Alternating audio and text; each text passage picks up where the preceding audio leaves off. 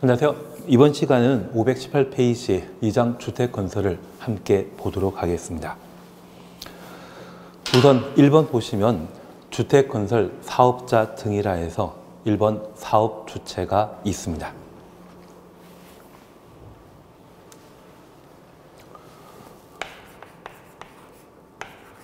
주택법은 2단계 절차에 따라 주택건설 사업이 이루어지게 됩니다.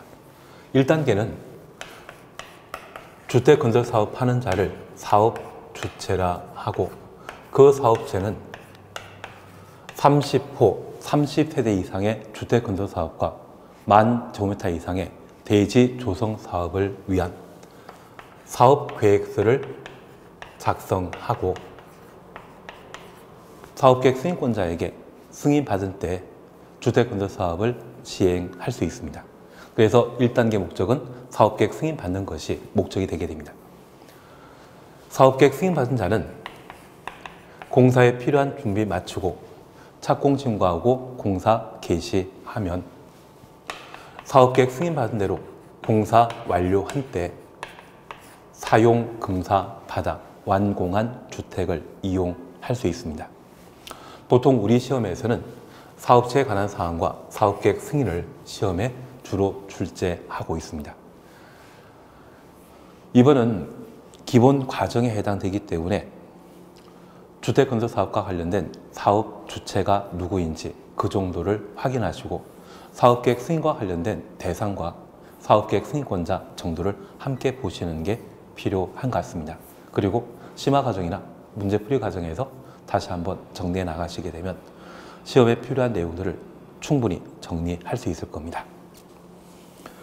우선 1번 사업 주체와 관계되어 주택건설 사업계획 등의 승인 얻어 그 사업을 시행하는 자를 말하는데 주택법상 주택건설 사업 할 수 있는 자는 국가, 지방자치단체, 주택공사, 지방공사, 공공과학, 민간이 사업계획 승인 대상 주택건설 사업을 시행할 수 있습니다. 저 민간으로서 사업계획 승인 대상 주택건설 사업을 시행할 수 있는 자는 등록 사업자와 주택조합이 되게 됩니다.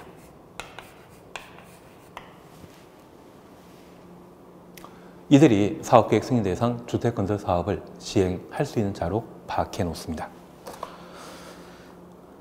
특별히 519페이지에는 주택건설 사업의 등록 사업자에 관한 내용들을 쭉 다루고 있는데 기본적인 사항만 함께 보십니다. 양가로 1번입니다. 연간. 그래서 1월 1일부터 12월 31일까지를 말합니다. 단독택의 경우 20호, 공동택의 경우 20세대 이상의 주택건설 사업을 시행하려는 자, 연간 10,000제곱미터 이상의 대지 조성 사업을 시행하려는 자는 국장에게 등록하여야 한다. 그래서 1년 동안 20호 이상의 주택건설 사업, 10,000제곱미터 이상의 대지 조성 사업을 시행하려는 자는 미리 국토교통부 장관에게 등록하고 주택건설 사업을 시행하도록 되어 있습니다. 그래서 등록 사업자와 관련된 등록 대상 그리고 등록 관청이 누구인지 그 정도 살펴놓습니다. 이번 등록 기준은 등록 신청 시에 갖출 요건을 다루고 있는데 얘는 심화 과정에서 살펴보도록 하겠습니다. 바로 522페이지 보십니다. 주택조합 찾으셨죠? 이 주택조합은 별표 3개 놓습니다. 매년 시험에 자주 출제되는 형태로서 이 주택조합에 대해서는 꼭 한번 볼 필요가 있는데 여기 주택조합과 관련되어서는 조합 설립 절차에 관한 사항과 조합이 설립되었을 때 조합의 구성 관계 그리고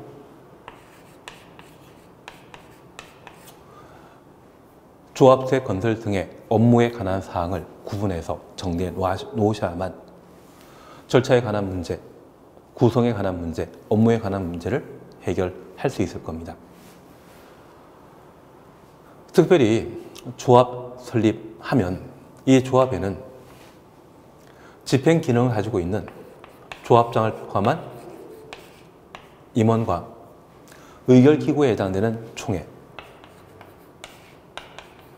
그리고 조합 구성원에 해당되는 조합원에 관한 사항으로 3분하여 정리하시는 게 필요합니다. 그리고 업무는 조합체 건설 또는 리모델링 사업과 관련된 사항들을 다루게 되는데 그에 관한 사항들을 각각 살피시는 게 필요합니다.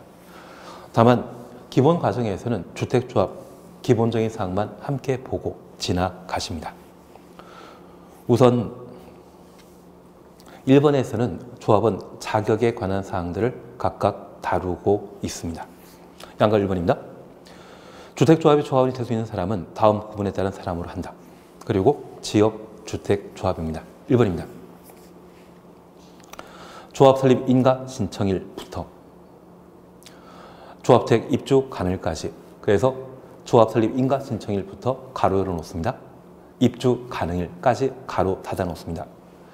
주택을 소유하는지에 대해 다음 어느 하나에 해당되는 것, 그리고 기억입니다. 세대주를 포함한 세대원 전원이 주택을 소유하고 있지 아니한 세대주일 것, 무주택자를 말하는 것이죠. 그리고 리언벌입니다. 세대주를 포함한 세대원 중에 한 명 한정하여 주거 전용 면적 85제곱미터 이하의 주택 한 채 소유한 세대주일 것. 85제곱미터 이하의 주택 한 채 소유한 자도 지역주택조합의 조합원 될 수 있다는 이야기입니다. 2번은 거주기간에 관한 사항으로 6개월 줄만 쳐놓습니다. 그리고 3번 그냥 지나갑니다. 그리고 직장주택조합입니다. 위 1에 해당하는 자, 무주택 세대주이거나 85제곱미터 이하의 주택을 한 채 소유한 자가 조합원 될 수 있다는 이야기입니다. 다만 국민택 공급받기 위한 직장주택조합의 경우는 위 1의 기역에 해당되는 세대주란다. 무주택 세대주만 국민택 공급받기 위한 직장주택조합의 조합원이 될 수 있다는 이야기입니다. 그리고 2번은 조합 설립 인가 신청 현재 동일한 특광 시군에 소재하는 동일한 국가기관, 법인 등에 근무하는 사람일 것. 그래서 법인 근무지가 동일한 특광 시군에 있어야 된다. 그 정도 확인해 놓습니다. 그리고 3번 그냥 지나가도 상관없습니다. 그리고 리모델링 조합의 경우는 1번 끝에 공동택 소유자, 2번 끝에 복리시설 소유자, 3번은 그냥 보십니다. 그래서 리모델링 조합의 조합원 되고자 한다면 공동택, 복리시설 소유자인데 조합원 될 수 있습니다. 한 장 넘기십니다. 조합원 수 간주에 대해서는 그냥 버립니다. 그리고 3번 조합원 수입니다. 리모델링 조합을 제외한 제외 주어습니다. 주택조합, 지역주택조합과 직장주택조합을 말하는 겁니다. 주택건설 예정 세대 수의 50% 이상의 조합원으로 구성하되 조합원은 20명 이상 돼야 된다.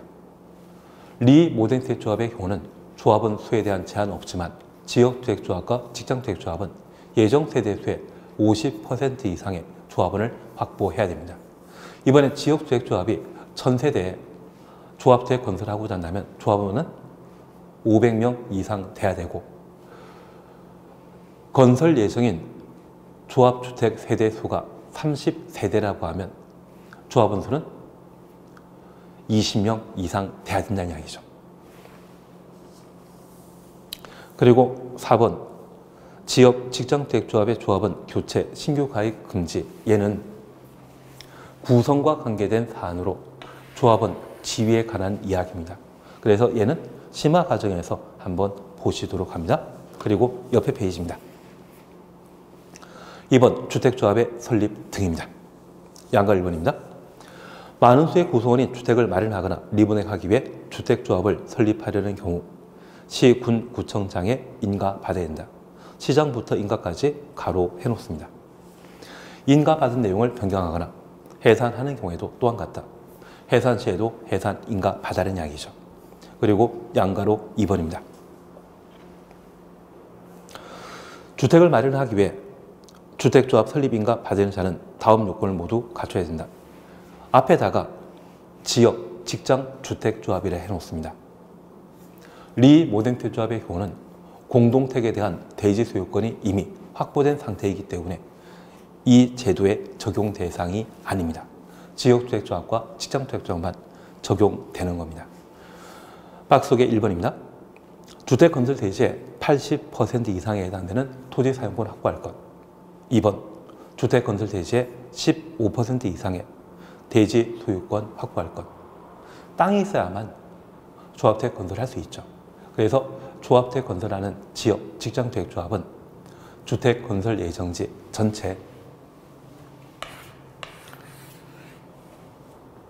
15% 이상의 소유권 확보하고 남아있는 85% 중에 80% 이상의 사용권을 확보하면 주택건설 예정지에 조합택 건설 사업에 반대하는 자는 5% 이하가 될 겁니다.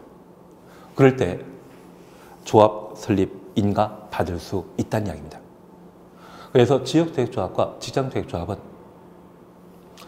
주택건설 예정지에 15% 이상의 소유권과 80% 이상의 사용권 확보한 때 조합 설립 인가 받을 수 있다. 리모덴트 조합의 경우는 이미 갖추어진 아파트 단지에 공동택을 리모델링하기 위해 설립한 조합으로서 대지에 대한 권리는 100% 확보된 상태입니다. 약간 이해되시는 걸로 알고 있겠습니다. 3번입니다. 리모델링 조합의 의결 요건입니다. 주택을 리모델링하기 위해 주택조합을 설립하려는 경우, 주택조합 설립하려는 경우 가로 해놓습니다. 리모델링 조합 이제 만들겠다는 이야기죠. 주민 동의 받아 시장 군수에 인가 받을 수 있습니다. 그래서 인가 받기 전에 리모델링 조합 인가 전에 주민 동의 받으라는 이야기죠. 한 장 넘기십니다. 주택단지 전체 리모델링하고자 하는 경우 전체 동일해 놓습니다. 전체 구분 소유자 의결권 3분의 2 이상의 결의 및 각 동의 구분 소유자 의결권 과반수 결의. 그리고 2번입니다. 동을 리모델링하기 위해 동일해 놓습니다. 그 동의 구분 소유자의 의결권 3분의 2 이상의 결의 얻어야 됩니다. 그리고 4번 지나가시고 5번 직장주택조합의 신고 찾았습니다. 국민택을 공급받기 위한 직장주택조합 설립하고자 하는 국민택 공급부터 직장주택조합까지 가로 해놓습니다. 시, 군, 구청장에게 신고해야 한다. 신고 동그라미 해놓습니다.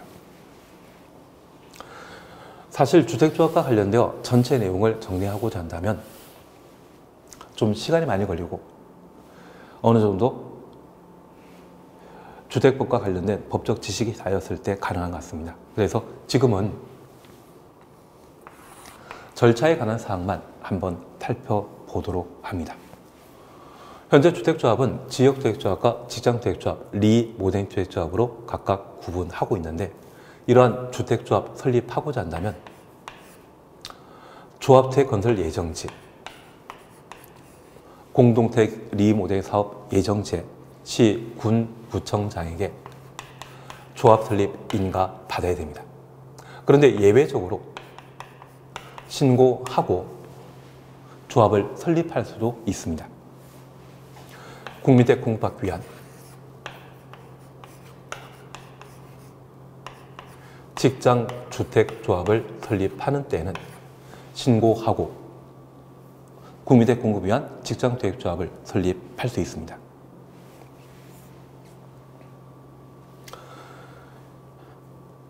우리가 잠깐 이해하실 것이 있습니다. 직장주택조합이 조합택 만들게 되면 그 조합택은 국민택이다? 아니다? 아닙니다. 우선 국민택은 국가, 지방자치단체, 주택공사, 지방공사가 건설한 국민택 규모 이하의 주택을 말하는데 이번에 직장주택조합이 조합택 건설하면 공공 아니죠. 민간이 건설했습니다. 그리고 그 돈은 국가, 지방자치단체 재정에서 나왔습니까? 주택도시기금에서 나왔습니까? 조합원이 내는 겁니까? 조합원이 내는 것이죠. 국민택은 국가, 지방자치 재정 또는 주택도시기금, 재정 또는 기금으로부터 나와 국민택 규모 이하의 주택을 건설하게 되었을 때 국민주택이 되게 됩니다. 직장주택조합이 조합택 건설을 하게 되면 이건 조합원이 돈 내는 것이죠. 국민택 될 수 없습니다. 그러면 이번에 국민택 공급받기 위한 직장주택조합은 남이 건설한 주택공사 건설한 국민택을 조합원에게 우선 공급받게 할 목적으로 설립하는 직장주택조합입니다. 직접 조합택 건설하는 거 아니거든요. 그런 것은 신고하고 설립할 수 있습니다. 대신 국민택 공급이란 말 없이 직장주택조합을 설립할 때는 시군 구청장에게 인가 받아야 됩니다. 이해되시겠습니까? 이렇게 시군 구청장에게 조합 설립 인가 받고자 할 때 지역주택조합과 직장주택조합의 설립인가 신청 요건과 리모델주택조합의 조합 설립 인가 신청 요건을 각각 살피십니다. 신고하여 설립하는 직장주택조합은 남이 건설한 국민택을 공급받는 자이기 때문에 땅 가질 필요 없죠. 반면 인가 받아 설립하는 지역 직장주택조합은 주택 건설할 땅이 필요합니다. 그래서 주택 건설 예정지에 15% 이상의 소유권과 80% 이상의 사용권을 확보해야 됩니다. 그리고 조합원 수는 조합 설립 인가일부터 사용 금사일까지 주택 건설 예정 세대수의 50% 이상의 조합원 확보해야 되고 최소한 20명을 확보한 때 조합 설립 인가 받을 수 있습니다. 그리고 이러한 조합원은 조합 설립 인가 신청일부터 입주 가능한 날까지 무주택 세대주이거나 85제곱미터 이하의 주택을 한 채 소유한 자만 조합원 될 수 있습니다. 저 세 가지 요건을 가져왔을 때 지역 직장주택조합의 설립인가 받을 수 있는 겁니다. 그리고 리모델주택조합의 경우는 공동택을 리모델하고자 한다면 기간에 관한 문제 있거든요. 대수선형 리모델 사업이라면 사용 금사일부터 10년 경과돼야 되고 증축형 리모델 사업 하고자 한다면 사용 금사일부터 15년 경과돼야 됩니다. 주택 건설 예정지에 대해서는 이미 만들어진 아파트 단지이기 때문에 따로 소유권에 관한 이야기는 필요 없습니다. 그리고 조합원 수와 관련되어 조합원 수에 대한 제한이 없습니다. 사실 리모델 조합이 리모델 사업하게 되면 단지 전체에 대한 리모델 사업과 동별 리모델 사업이 가능하거든요. 만약 아파트 한 동이 10세대로 구성되었다면 10명이 동별 리모델 사업을 위해 조합을 설립할 수 있습니다. 그래서 리모델 조합의 경우는 조합원 수에 대한 제한이 없다. 그렇게 이해해 놓습니다. 그리고 지역주택조합과 직장주택조합, 조합 설립 인가 받고자 한다면 무주택 세대주 증인 조합은 낼 수 있는데 공동택 리모델 사업의 경우는 공동택 소유한 자가 조합은 될 수 있죠. 그리고 단지 내 복리스린 상가의 소유자가 조합원 자격 있습니다. 그리고 이러한 리모델 사업 하고자 한다면 주민 혼자 원한다고 해서 사업 진행되는 거 아니거든요. 주민 동의 필요한데 단지 전체를 리모델링 하는 경우는 전체 구분 소유자 및 의결권 3분의 2 이상의 동의와 동별 구분 소유자 및 의결권 과반수 동의 필요하고 한 개 동을 리모델하고자 한다면 그 동의 구분 소유자 및 의결권 3분의 2 이상의 동의 필요합니다. 그래서 리모델 사업은 단지 전체를 대상으로 리모델 사업하는 것과 동별 리모델 사업 가능한데 같은 동이 나오더라도 전체 리모델 사업하는 때는 그 동의 구분 소유자 및 의결권 과반수 한 개 동을 대상으로 리모델하고자 한다면 그 동 전체 3분의 2 이상의 동의 얻은 때 조합 설립할 수 있다. 이걸 확인해 주시는 게 필요합니다. 이게 되셔야만 이후에 조합은 관련된 내용, 그런 내용들을 각각 정리할 수 있거든요. 그러면 우리 교재 527페이지에 주택조합의 설립, 인가 등에 관한 사안으로 1번과 관련된 내용을 보십니다. 그리고 1번에 동그라미 1번 설립인가 신청이라는 것 찾으셨죠? 527페이지입니다. 그리고 니은번을 보십니다. 리 모델 주택조합의 경우 동그라미 D 보시면 해당 주택의 사용공사일부터 각각의 기간 지났음을 증명한 서류, 그리고 대수선 10년, 증축 15년, 2조 25 남목에 따른 기간인데 얘는 15년으로 이해해 주십시오. 그래서 대수선형 임대 사업하고자 한다면 10년 기간 때 리 모델 주택조합 설립할 수 있고, 증축형 임대 사업하고자 한다면 15년 지난 때 리 모델 주택조합 설립할 수 있다. 그에 관한 이야기입니다. 그리고 나머지 이야기에 대해서는 너무 지엽적인 부분에 해당되기 때문에 그냥 지나가도 상관없습니다. 나중에 필요한 내용을 다시 한번 심화 과정에서 한번 보시게 될 겁니다. 그리고 529페이지에 나머지 주택조합과 관련된 이야기 있는데 얘는 천천히 해 나갈 필요가 있습니다. 그리고 538페이지까지 가 주십니다. 538페이지 보시면 3번 주택건설사업의 시행 찾으셨죠. 그리고 1. 사업계획 승인권자. 잠깐 정리해 놓습니다. 1번입니다. 다음 호수 이상의 주택건설사업을 시행하려는 자 또는 10,000제곱미터 이상의 대지 조성사업 시행하려는 자는 한 줄, 두 줄, 세 줄, 네 줄 밑에 사업계획 승인 받아야 된다. 그리고 그 사업계획 승인 받아야 되는다. 같은 줄에 국토교통부 장관 찾았습니다.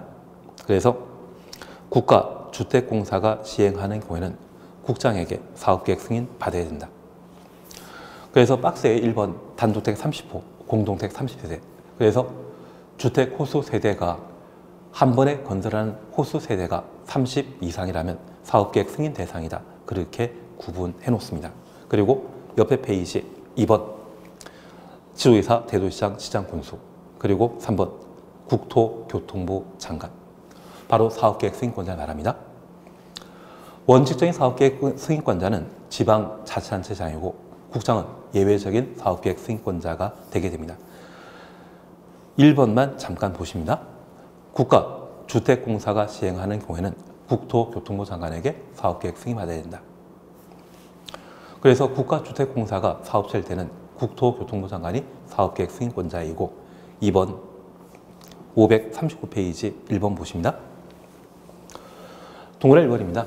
주택건설 대지 등의 대지 면적이 10만 이상일 때는 특별시장, 관시장, 도지사 그리고 두 줄 밑에 인구 50만 이상의 대도시장이 사업계획 승인권자이고 2번 주택건설사업 등의 대지 면적이 10만 미만인 경우는 특별시장, 관시장, 시장군수가 사업계획 승인권자이다. 이제 사업계획 승인만 보십니다. 우선 사업계획 승인 대상은 30호, 30세대 이상의 주택건설사업과 10,000제곱미터 이상의 대지 조성사업이 사업계획 승인 대상이고 우리 공법의 학습 방법은 항상 대상과 절차이죠. 이런 주택건설사업, 대지 조성사업 하려는 자는 인허가 받아야만 해당 사업을 할 수 있습니다. 그때 사업계획 승인권자, 원칙적인 사업계획 승인권자는 지방자치단체장이고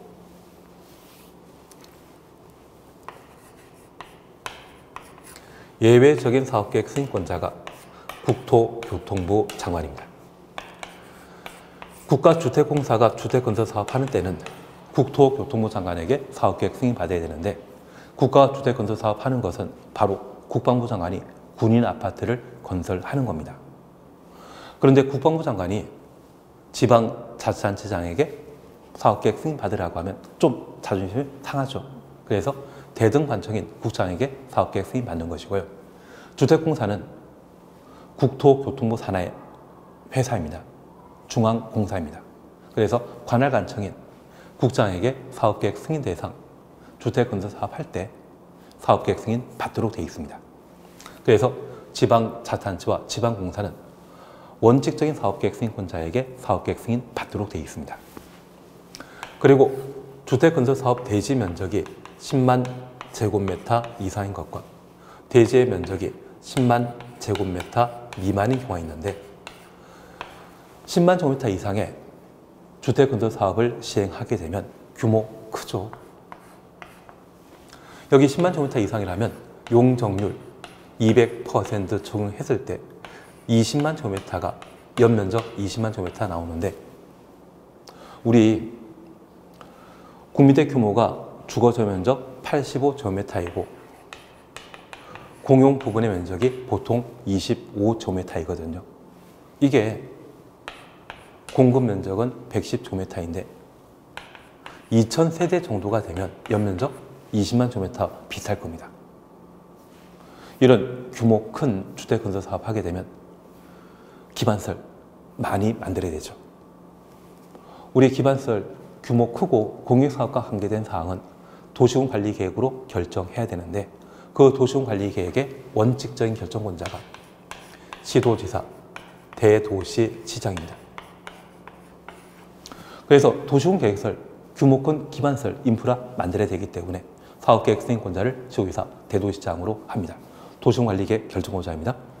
그리고 대지 면적 10만 제곱미터 미만, 규모 크다 작다, 규모 작습니다. 기반 설치와 관련되어 규모 크고 공익사업과 관계된 것은 도시군관리계획의 결정권자인 시도지사, 대도시장이 결정권자인데 규모 작은 기반 설치는 개발의 허가와 관계된 사항이죠. 그래서 개발의 허가권자인 특광시군이 사업계획 승인권자가 되게 됩니다. 그러면 우리 이렇게 보십니다. 서울특별시, 인천광역시, 시도의 시죠. 특별시에서는 규모 큰 작은 관계없이 서울시장이 사업계획 승인권자이고 경기도에서는 규모 작을 때는 시장 군수가 사업계획 승인권자인데 규모 큰 경우에는 도지사, 그리고 수원이나 성남에 규모 큰 주택건설 사업하게 되면 경기도지사와 대등한 관계인 성남시장, 수원시장이 사업계획 승인권자가 되게 됩니다. 그래서 경기도에 인구 50만 미만인 곳에 규모 작은 주택건설 사업은 시장 군수가 사업계획 승인권자이지만 10만 제곱미터 이상의 주택건설 사업 하게 되면 도지사가 사업계획 승인권자가 되게 됩니다. 경기도의 50만 미만의 시군의 경우에만 사업계획 승인권자 달라지는 것이죠. 다만 얘는 새로운 기반설 설치와 관계된 사항으로 도시군관리계획 결정권자가 10만 제곱미터 이상의 주택건설 사업을 시행하면 사업계획 승인권자이고 대지면적 10만 제곱미터 미만의 주택건설 사업 하게 되면 특광시군이 사업계획 승인권자이다 구분되시겠습니까?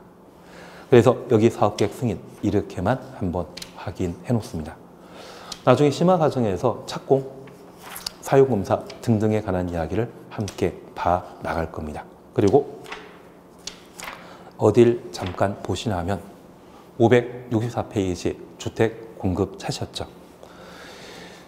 사업계획 승인받아 주택을 건설하게 되면 일반에게 분양하게 되는데 그 분양하는 것을 법에서는 주택 공급이라 표현하게 됩니다. 이런 주택 공급과 관련되어 우리가 늘 들어보신 것 중에 분양가 상한제 적용주택, 투기과열지구, 조정대상지역 들어본 적 있으시죠? 그러한 것들이 바로 주택 공급과 관계된 사안입니다. 그와 관계된 사항에 대해서도 아마 3월 달에 대통령 선거 지나고 나면 많이 바뀔 겁니다. 이번 정권에서도 많이 수정되었던 게 주택 공급과 관련된 다양한 규제였거든요. 그래서 누가 대통령 되시건 지금과 다른 주택 정책을 집행하겠다고 공약하시더라고요. 그래서 이런 부분들은 향후 많이 개정될 상황이 되지 않나 싶습니다. 그래서 이런 부분에 대해서는 개정 끝나고 정리해 나가는 걸로 하겠습니다. 그리고 589페이지에는 제4장 리 모델에 관한 내용을 다루고 있습니다. 리 모델 절차에 관한 사항들 다루는데 얘도 심화 과정 때 한번 해 나가도록 하십니다. 그리고 바로 농지법을 함께 보십니다. 여기 농지법과 관련되어서는 614페이지에 개요에 관한 사항들을 쭉 열거하고 있는데 농지법의 용어 정의와 농지법의 체계로서 소유, 이용, 보전 이런 구분을 각각 하고 있습니다. 그래서 농지법도 작년에 대폭 개정되었거든요. 그리고 얘도 대통령 또 바뀌고 나면 개정되었던 것 또 원상 회복할 수도 있습니다. 하여튼 공법이 어렵다고 하는 게 법이 자주 개정되어 그런 부분도 있지 않나 싶습니다. 그래서 이 농지법과 관련되어 가장 기본적인 것으로서 용어 정의에 관한 사항만 함께 보고 이번 기본 과정을 마무리 짓도록 하겠습니다. 우선 농지법과 관련되어서는 농지법의 적용 대상은 농지입니다. 농지는 경자 유전 원칙에 따라 농업인이 농업 경영을 위하여 농지를 소유할 수 있습니다. 그래서 용어 정의와 관련되어 농업인, 농업 경영, 농지에 관한 사항들을 각각 살피시고 이러한 농지에 대한 소유와 농지에 대한 이용으로서 대리경작이나 농지 임대차에 해당되는 사용대 등에 관한 사항들을 살피시고 농지 보전에 관한 사항으로 농업진흥지역 그리고 농지 전용 절차에 관한 사항들을 함께 보시는 게 필요하십니다. 우선 이번 시간에는 용어 정의와 관련되어 농업인, 농업경영, 농지에 관한 기본적인 개념을 함께 보십니다. 교재 순서에 따라 1. 농지입니다. 양가 1번입니다. 전답과수원 가로용수입니다. 그 밖에 법적 지목 불문하고 실제 농작물 경작지 또는 다면생물의 재배지로 이용되는 토지. 그래서 실제부터 다면생 식물 재배지까지 가로해 놓습니다. 그래서 현재 농지는 지목이 전, 답, 과수원 이거나 전답 과수원 아니더라도 그래서 잡종지나 지목대랄지라도 실제 경작지나 다년생 식물의 재배지로 사용되는 땅이 있다면 모두 농지가 되게 됩니다. 그래서 지목된 땅이라면 건축할 땅이지만 텃밭처럼 농사 짓고 있다면 걔도 농지가 된다는 이야기입니다. 반면에 지목, 전답, 과수원의 경우는 농사 짓지 않더라도 지목이 전답, 과수원이기 때문에 무조건 농지법의 적용 대상인 농지가 되게 됩니다. 약간 이해하시겠습니까? 그리고 2번입니다. 1토지의 계량시설 추정수입니다. 1토지에 설치하는 농축산물 생산시설, 부지는 모두 농지가 되게 됩니다. 그래서 두 번째, 계량시설과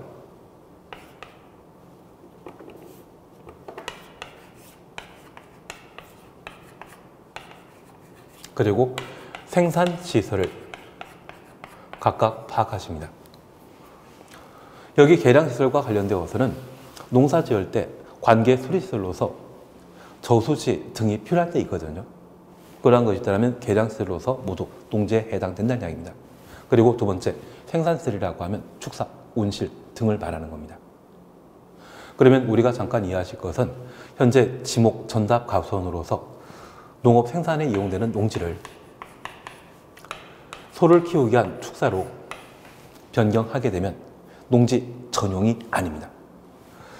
우리 농지 전용이란 말 들어본 적 있으시다면 농지를 다른 용도로 전환하는 것을 농지 전용이라 표현합니다. 농지를 다른 용도로 전환하는 것은 나무 심기 위한 산지로, 건물 건축하기 위한 대지로 바뀌는 것을 말하는데 농지를 소 키우기 위한 축사로 바꾼다고 하면 농지 전용이 아닌 겁니다. 약간 이해하시겠습니까? 그래서 기업 개량 시설과 관련되어 유지, 웅덩이라는 것 있고 농로 제방이라는 것 보셨는데 이러한 것들이 개량 시설이고 니은번에 농축산물 생산 시설로서 온실, 축사 이러한 것들이 있다면 모두 농지에 해당됩니다. 그리고 농막, 여기 농막은 오두막이 여기에 해당되는데 요즘 이 농막을 별장 형태로서 만드는 경우가 있습니다. 그래서 농지법상 농막 설치 기준이 20제곱미터 정도 되면 바다 면적 20제곱미터 이하라고 하면 농막으로 취급되고 있는데 그러한 거 만들어서 농촌에서 별장처럼 사용하는 분들 계시더라고요. 그래서 농지에 농막 짓는 것도 농지에 해당되는 것이지 농전용 아닙니다. 그 정도 파악해 놓습니다. 그리고 2번 농업인에 관한 사항들을 각각 다루고 있는데 여기 농업인과 관련되어서는 2번만 잠깐 보십니다. 1번만 잠깐 보십니다. 1000제곱미터 이상의 농지에 농작물 등을 경작하거나 1년 중 90일 이상 농업에 종사하는 자. 그래서 현재 농지 1000제곱미터 평수로 따지게 되면 298평이거든요. 그 298평 이상의 농지를 소유하고 있는 자, 이분은 농업인이 되는 겁니다. 그런데 나는 그런 돈이 없어서 농지를 가지고 있지 않지만 열심히 일해서 돈 벌어서 농지 살 수도 있죠. 그래서 1년 중에 90일 이상 농업에 종사하는 자가 있다면 그들을 농업인으로 파악하게 됩니다. 여기 90일은 우리 배추나 무를 심게 되면 수확하는 데 기간이 한 3개월 정도 걸린다더라고요. 그 3개월을 일자로 표현한 것이 바로 90일로 이해해 놓습니다. 그리고 2번에 대해서는 천천히 3번, 4번 천천히 함께 해 놓습니다. 한 장 넘기십니다. 4번 보게 되면 농업 경영이라는 것을 볼 수 있습니다. 농업인 등이 자기 계산과 책임으로 농업을 영위하는 것을 말하는데 그 형태가 5번, 6번 자경과 위탁 경영입니다. 그래서 자경이라 하면 스스로 농사 짓는 것을 말하고 위탁 경영이라 하면 전문가에게 농산일을 맡기는 것을 말하는 겁니다. 그래서 농업 경영은 자경하거나 위탁 경영하는 것을 말하는데 특별히 대리 경작, 농지 임대차, 농업 경영은 아니죠. 그렇게만 구분해 놓습니다. 그리고 7번 농지 전용입니다. 농지를 농작물의 경작, 다른 식물의 재배 등의 농업 생산 외 용도로 사용하는 것을 말한다. 외 용도 추천했습니다. 더 이상 농사 짓지 않고 건물 건축하거나 나무 심는 땅으로 바꾸게 된다면 그때는 농지 전용한 것이죠. 그래서 전용이란 말은 땅에 대한 용도를 전환하는 것을 변경하는 것을 전용이라 표현합니다. 그래서 세상의 땅은 딱 세 가지입니다. 건물 건축하는 대지, 농사 지을 수 있는 농지, 나무 심을 수 있는 산지. 그래서 원래 용도와 다른 용도로 바꾸는 것을 전용이라 한다. 그 정도만 파악해 놓습니다. 그리고 2장 소유 등등이 있는데 이러한 부분들은 아마 대통령 선거 끝나고 나면 또 법 바뀔 부분도 있습니다. 그래서 그런 부분들에 대해서는 개정되지 않을 것, 최근 개정된 내용으로 적용을 심화 과정에서 정리해 나가시게 되면 충분히 시험에 대비할 수 있는 실력이 쌓이실 겁니다. 다만 지금까지 농지법과 관련된 용어 정의 보셨는데 이것만 하더라도 문제 하나 출제되거든요. 꼭 한번 정리해 놓습니다. 그리고 농지법은 우리 마음속에 새겨져 있는 번호 있으시죠? 5번. 그래서 용어 정의에 나왔던 것 그리고 내가 잘 모르는 지역적인 부분 나온다면 그런 방법으로 처리하는 것도 방법입니다.